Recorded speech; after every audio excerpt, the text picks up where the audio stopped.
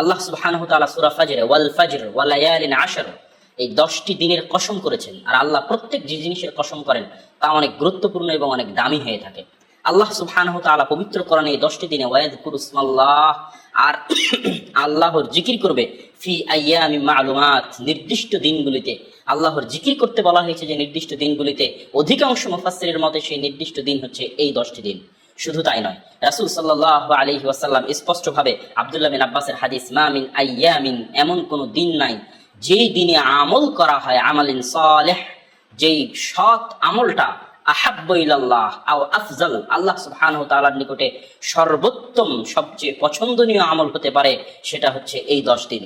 এই 10 দিনে যে আমল করা হয় তাই আল্লাহ সুবহানাহু ওয়া তাআলার নিকটে সবচেয়ে প্রিয়, সবচেয়ে দামি এবং সর্বোত্তম। সাহাবীরা আশ্চর্য হয়ে জিজ্ঞেস করলেন, হে আল্লাহর রাসূল, জিহাদ ফি সাবিলিল্লাহ, আল্লাহর রাস্তায় জিহাদ করাও কি এই 10 দিনের চাইতে অনুত্তম? মানে আল্লাহর রাস্তায় জিহাদ করার চাইতেও কি 10 দিন আমল করা উত্তম? রাসূল সাল্লাল্লাহু আলাইহি ওয়াসাল্লাম বললেন, হ্যাঁ, তবে কেউ যদি জিহাদে বের হয়ে ফিরে না আসে, শহীদ হয়ে যায়, তাহলে তার কথা আলাদা। কিন্তু যে জিহাদে গেছে শহীদ হয়নি, এমন আমলের চাইতেও, এমন জিহাদে অংশগ্রহণ করার চাইতেও এই 10 দিনের আমল আল্লাহ সুবহানাহু ওয়া তাআলার নিকটে প্রিয় এবং উত্তম। সরাসরি হাদিসই এসেছে।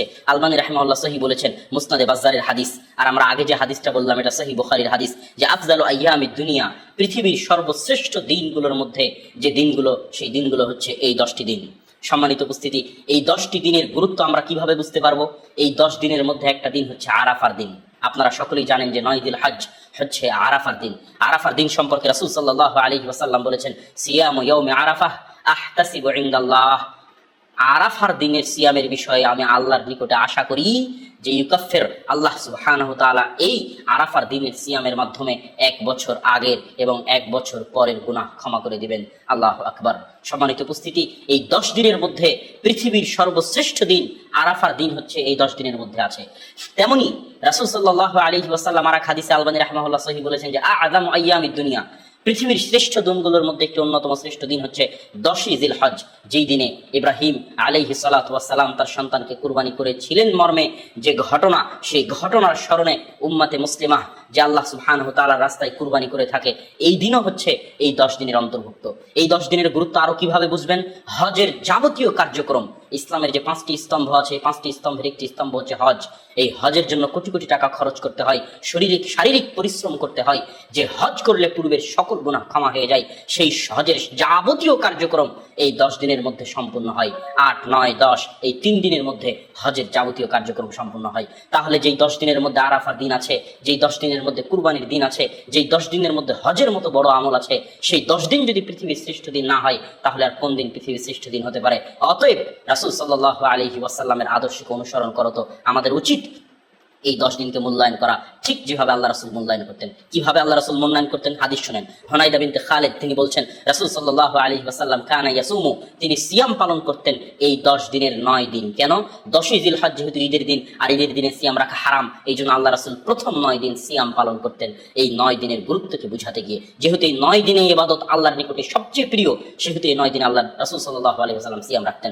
তেমনি আরেক হাদিসে আব্দুল্লাহ বিন ওমর রাদিয়াল্লাহু তাআলা আনহু স্পষ্টভাবে বলেছেন আল্লাহ রাসূলের পক্ষ থেকে, আকসিরু ফিহিন্না তাহলিল ওয়াত তাকবীর ওয়াত তাহমিদ, যে তোমরা এই 10 দিনে আল্লাহ সুবহানাহু ওয়া তাআলার বেশি বেশি তাসবিহ তাহলিল পাঠ করো, বেশি বেশি জিকির আজকার করো, বেশি বেশি আল্লাহু আকবার বলো, বেশি বেশি আলহামদুলিল্লাহ বলো। এই 10 দিনের আরেকটি গুরুত্ব আপনি বুঝতে পারবেন যে রাসূল সাল্লাল্লাহু আলাইহি ওয়াসাল্লাম বলেছেন, ইদা দাখালাল আশর, যখন এই 10 দিন প্রবেশ করে, তোমরা যদি বুঝতে পারো যে 10 দিন আসতেছে এবং তোমাদের কেউ যদি কুরবানি করতে চায়, তাহলে 1 তারিখ থেকেই যেন সে তার নখ, হাত পায়ের চুল, মাথার চুল, শরীরের পশম ইত্যাদি তোলা বন্ধ করে দেয়, ইত্যাদি উঠানো বন্ধ করে দেয়। এটাও এই 10 দিনের সম্মানে রাসূল সাল্লাল্লাহু আলাইহি ওয়াসাল্লাম প্রত্যেক যারা কুরবানি করবে তাদের জন্য এই নির্দেশ দিয়েছেন। কেউ যদি জিজ্ঞেস করেন যারা কুরবানি করবে না তারাও, তাহলে আমরা বলবো তাদেরও বিরত থাকা উত্তম। যেহেতু কুরবানি পরিবারের অভিভাবক করলেও, কুরবানি যেহেতু সকল সদস্যের পক্ষ থেকে হচ্ছে, সেহেতু পরিবারের সকল সদস্যেরও অভিভাবকের মতো যাবতীয় শরীরের লোম উঠানো, চুল কাটা, নখ কাটা থেকে বিরত থাকা উচিত। কেউ কাটতে চাইলে আজকালের মধ্যেই কেটে নিতে হবে। যদি পরশুদিন চাঁদ উঠে, তাহলে পরশুদিন থেকে এই 10 দিনের সম্মানে নখ চুল কাটা বন্ধ, ইবাদতে মুশগুল হতে হবে। 9 দিন সিয়াম পালন করার চেষ্টা করতে হবে। না পারলে অবশ্যই আরাফার দিন সিয়াম পালন করতে হবে। আল্লাহর বেশি বেশি জিকির আজকার তাসবিহ তাহলিল করতে হবে। এবং যারা হজে গেছে তারা তো হজের যাবতীয় কার্য কার্যক্রম সম্পন্ন করবে। আর যারা হজে যেতে পারেনি তারা কুরবানির প্রস্তুতি নিবে, আল্লাহর রাস্তায় আল্লাহর সন্তুষ্টির উদ্দেশ্যে কুরবানি করবে। এত সকল আমল হচ্ছে এই 10 দিনের সাথে সংশ্লিষ্ট।